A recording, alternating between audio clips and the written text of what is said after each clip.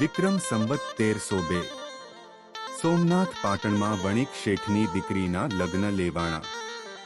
જાન પાટણના પાદરે સામૈયા થયા હતા। એવી વેળાએ યવનોનું કટક વણિકની ડેલીમાં આવી ચઢ્યું। લૂંટ કરી વણિક અને બ્રાહ્મણ દીકરીઓને હરણ કરી લઈ ગયા। એવામાં ખોડિયાર વાવમાં પૂજા કરતા રણસિંહજી ડોડિયાના કાને અબડાની રાડ સંભળાઈ। રણસિંહજીએ માં ખોડિયારનું સ્મરણ કર્યું અને માં ખોડિયારે પોતાના થાપે તલવાર ધારણ કરેલો હાથ દર્શાવ્યો।